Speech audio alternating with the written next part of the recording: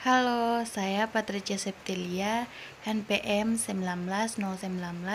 Saya mahasiswi Universitas Bung Hatta dengan dosen pengajar Ibu Hidayati Askia SPD.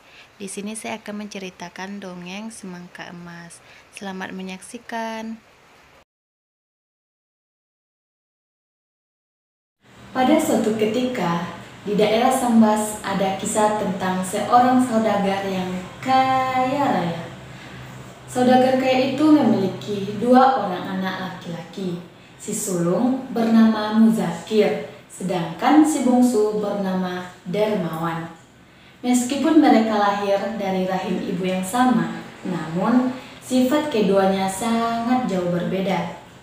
Si sulung memiliki sifat serakah dan kikir, sedangkan si bungsu memiliki sifat baik hati dan suka menolong. Suatu hari, saudagar itu jatuh sakit. Ia merasa usianya tidak lama lagi, karenanya ia memanggil kedua anaknya. Tidak berapa lama, datanglah keduanya ke kamar sang ayah. Anakku, sepertinya penyakit ayah ini sudah semakin parah. Ayah rasa usia ayah sudah tidak lama lagi. Badan ayah sudah terlalu tua untuk bertahan. Maka ayah berpesan kepada kalian bahwa kalian selalu akur untuk menjalani hidup. Ayah, janganlah berkata seperti itu. Ayah pasti akan sembuh. Ucap dermawan yang berusaha menguatkan saudagar yang terbaring lemah. Sebelum meninggal, ayah ingin menyampaikan sesuatu hal penting kepada kalian. Ayah sudah menuliskan surat wasiat tentang pembagian harta warisan. Ayah sudah membaginya dengan adil untuk kalian berdua. Jadi, kalian tidak perlu iri hati antara satu sama lain. Beberapa hari kemudian, saudagar itu meninggal dunia. Kedua anak itu sangat sedih karena mereka tidak punya siapa-siapa lagi. Sepeninggal sang ayah, harta warisan dibagi sama rata. Muzakir segera membeli sebuah peti besi yang berukuran besar. Tidak lupa ia mengunci rapat-rapat peti besi itu hingga berlapis-lapis. Uang warisan yang didapatkan dimasukkan ke dalam peti besi tersebut. Setiap orang miskin yang datang padanya untuk meminta sedekah selalu ditertawainya, sembari meledek mereka. Tidak ada satu sen pun uang yang keluar dari kantongnya. Jika orang-orang miskin itu tetap tidak mau pergi dari rumahnya, Muzakir akan memanggil orang bayarannya untuk mengusir mereka. Tidak ada rasa iba atau belas kasihan dari dalam dirinya melihat orang-orang yang kekurangan. Suatu hari, seorang perempuan tua dengan pakaian compang-camping berjalan terseok-seok datang menuju rumah Muzakir. Di depan rumah Muzakir, nenek tua itu memohon belas kasihan. Tuan, kasihanilah nenek. Berilah nenek sedekah. Mendengar suara nenek itu, Muzakir keluar dari dalam rumahnya dan menertawakan perempuan tua itu. Hahaha. Hai nenek jelek, pergi kau dari sini. Aku muak melihat wajah kamu yang keriput itu. Hahaha. Meskipun dibentak, nenek tua itu tidak mau pergi atau tidak mau beranjak dari rumah Muzakir. Ia pun terus mengibah kepada Muzakir. Tapi Tuan, sudah 2 hari tidak makan. Kasihanilah nenek. Melihat nenek itu tidak mau pergi, Muzakir menyuruh orang gajahnya untuk mengusirnya. Akhirnya, perempuan tua yang malang itu pun pergi tanpa mendapat apa-apa kecuali penghinaan. Orang-orang miskin itu kemudian pergi berduyun-duyun ke rumah dermawan. Di sana mereka dijamu dengan baik. Dermawan itu tidak segan-segan mengeluarkan uangnya untuk orang-orang yang kesusahan. Ia selalu merasa iba dengan orang-orang yang kekurangan. Semakin lama uang dermawan makin berkurang karena telah digunakannya untuk bersedekah, sehingga ia pun tidak mampu lagi untuk mengurus dan membiayai rumahnya yang cukup besar. Akhirnya ia menjual rumahnya, lalu membeli rumah lain yang lebih kecil ukurannya. Ia juga harus bekerja untuk memenuhi kebutuhan hidup keluarganya. Gajinya yang tidak seberapa hanya cukup untuk makan keluarganya. Meskipun hidup serba sederhana, tapi hatinya tetap merasa senang. Ia selalu bersyukur dan tidak pernah menyesali apa yang telah dilakukannya dahulu sewaktu banyak memberi sedekah kepada orang miskin. Kabar tentang kehidupan dermawan yang tidak lagi mewah terdengar oleh Muzakir. Ia hanya tertawa mengetahui keadaan adiknya yang tidak seperti dulu lagi. Dasar dermawan bodoh. Coba kalau dia tidak menyedekahkan hartanya kepada orang-orang miskin, pasti dia tidak akan melarat seperti sekarang ini. Hahaha. Kekayaan Muzakir semakin lama semakin bertambah. Ia pun mulai membeli rumah yang lebih bagus dan sebuah kebun kelapa yang sangat luas. Meskipun keadaan Muzakir semakin sukses dan semakin kaya, Dermawan tidak pernah merasa iri hati ataupun sakit hati. Terlebih dahulu dengan kelakuan kakaknya yang suka menghinanya. Suatu hari, Dermawan sedang duduk santai di halaman rumahnya. Tiba-tiba jatuh seekor burung pipit tepat di hadapannya. Burung itu mencicit kesakitan. Ternyata sayap burung pipit itu patah.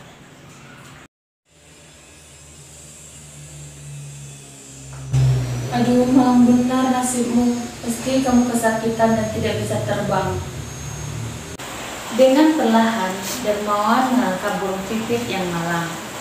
Ia membaringkan sang pipit di atas selembar daun. Lalu, ia membalik sayap burung pipit dengan selembar kain kecil. Setelah itu, diberinya segenggam beras untuk makan si pipit. Setelah sekian lama, burung pipit itu menjadi jinak padanya. Dermawan merawat burung itu dengan penuh kasih sayang. Beberapa hari kemudian, burung pipit itu sudah mulai bisa mengibas-ibaskan sayapnya. Akhirnya, ia dapat terbang tinggi.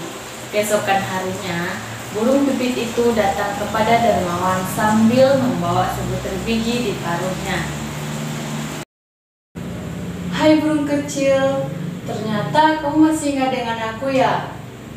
Tapi, biji apa itu yang kamu bawa untukku?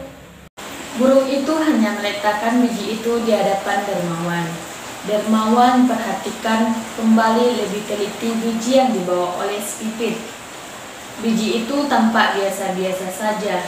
Kemudian, ia tanam biji itu di kebun belakang rumahnya.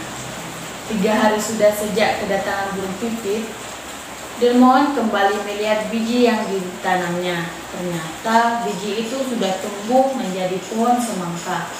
Pohon itu dirawat dengan baik oleh Dermawan.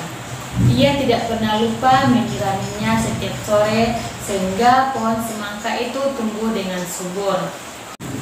Semula Dermawan mengira akan banyak buah yang dihasilkan oleh pohon semangka itu. Jika pohon itu berbuah banyak, ia akan sedekahkan sebagian. Namun, ternyata buah yang muncul hanya 1 meskipun berbuah sangat banyak. Tapi yang lebih mengherankan adalah ukuran buah semangka itu sangatlah besar, melebihi ukuran buah semangka pada umumnya. Semangka itu tampak ranum dan berbau harum.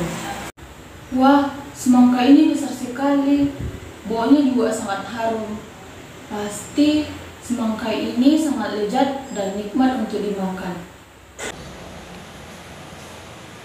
Aduh, berat sekali semangka ini.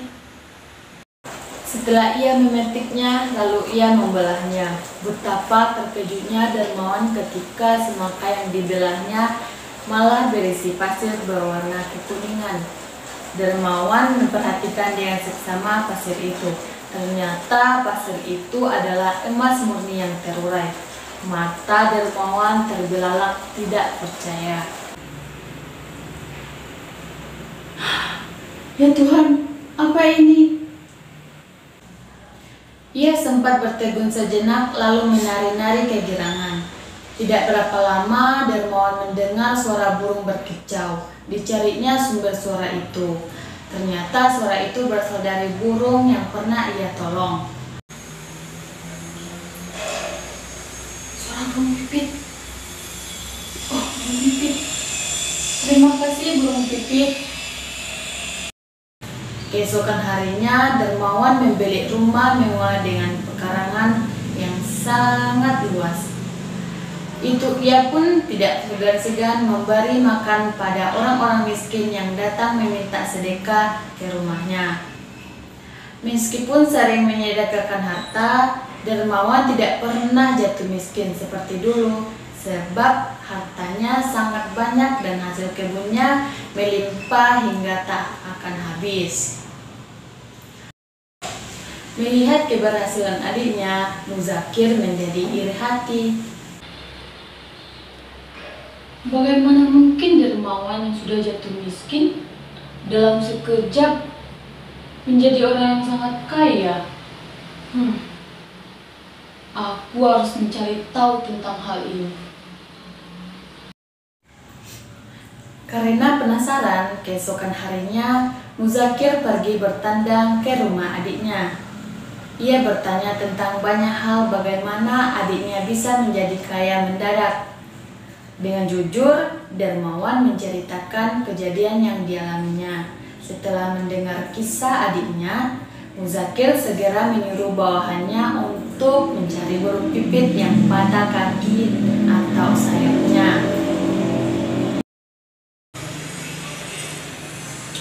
Kalian harus mencari burung pipit yang terluka. Carilah kemana saja sampai kalian menemukannya. Lalu bawa ke hadapanku. Baik, Tuan. Sudah seminggu berjalan, tetapi orang-orang suruhan Muzakir belum juga berhasil mendapatkan burung pipit seperti yang diminta. Muzakir sangat marah dan tidak bisa tidur tenang. Ia terus memikirkan cara bagaimana agar burung pipit yang diinginkan bisa didapatkannya. Setelah beberapa saat berpikir, akhirnya ia menemukan sebuah cara. Disuruhlah seorang bawahan untuk menangkap seekor burung pipit dengan menggunakan pencapit. Tentu saja hal ini membuat sayap burung yang tertangkap patah. Lalu Muzakir berpura-pura kasihan kepada burung itu dan mengobati lukanya hingga sembuh. Beberapa hari kemudian, burung pipit itu bisa terbang kembali. Keesokan harinya, sang burung pipit datang kembali ke tempat Muzakir dengan membawa sebutir biji. Dengan gembira, Muzakir menanam biji itu di kebunnya. Ia merawatnya sangat baik sehingga menjadi sebuah pohon semangka yang memiliki buah yang juga sangat besar. Bahkan jika dibandingkan dengan semangka yang ditanam di kebun Dermawan, semangka Muzakir jauh lebih besar ukurannya. Sampai-sampai ketika Muzakir memetik dan membawa buah itu ke dalam rumahnya, ia harus meminta bantuan bawahannya. Dengan penuh semangat, Muzakir mengambil sebuah parang. Dibelahnya semangka itu dengan penuh hati-hati. Namun, betapa terkejutnya Muzakir ketika buah semangka yang dibelahnya tiba-tiba menyemburkan lumpur hitam bercampur kotoran hingga mengenai wajahnya. Baunya pun busuk seperti bangkai. Pakaian Muzakir dan permadani yang ada di rumahnya terpecik lumpur hitam. Mendapatkan hal itu, Muzakir marah bukan kepalang. Ia pun lari keluar sambil berteriak-teriak. Orang-orang di sekitarnya hanya tertawa berbahak-bahak dan bertepuk tangan melihat Muzakir yang kikir terkena batunya. Nah, pesan moral yang dapat diambil dari dongeng tersebut, kisah ini mengajarkan pada kita untuk selalu menolong semua makhluk Tuhan tanpa perlu mengharap imbalan. Sebab itu, setiap perbuatan baik pasti akan mendapatkan ganjaran kebaikan pula. Sebaliknya, perbuatan buruk atau jahat pasti akan mendapatkan balasan yang buruk pula.